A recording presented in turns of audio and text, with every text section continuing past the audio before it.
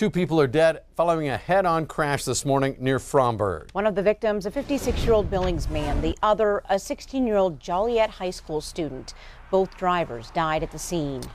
Families, communities, and schools reeling tonight as word of this accident spreads. The crash happened around 7:45 this morning on Highway 310 just north of Fromberg. Montana Highway Patrol says a Dodge Ram driven by the 16-year-old Joliet student was headed north when it crossed over into the southbound lane for unknown reasons and collided head-on with the Ford pickup. Now, the boy's 12-year-old sister was also injured in the crash.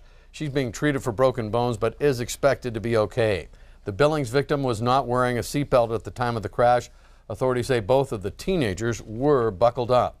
Although authorities have not officially released the names of the victims, we do know much more about one of the drivers. The death of 16-year-old Paul McKay has Joliet High School and its football team rallying around their friend and teammate.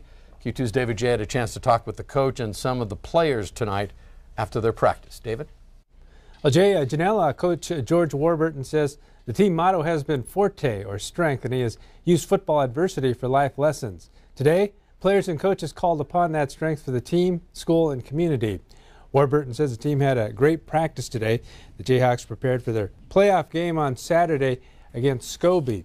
In honor of Paul McKay, the players will have number 70 stickers on their helmets, number 70 on the field, and will sell T-shirts with the phrase, play for Paul.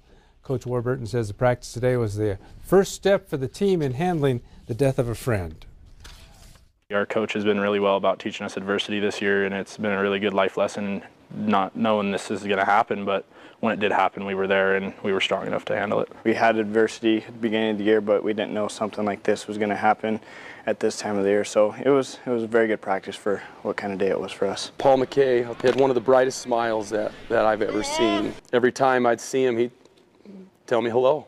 He made it a point to say hi to us and to all the other adults and kids, and so he was he's a bright spot at our community for sure.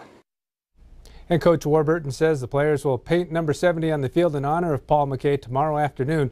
Also, the Carbon County Sheriff says he will release the names, including the name of the 56-year-old man from Billings, tomorrow. Jay? All right, thanks so much, David.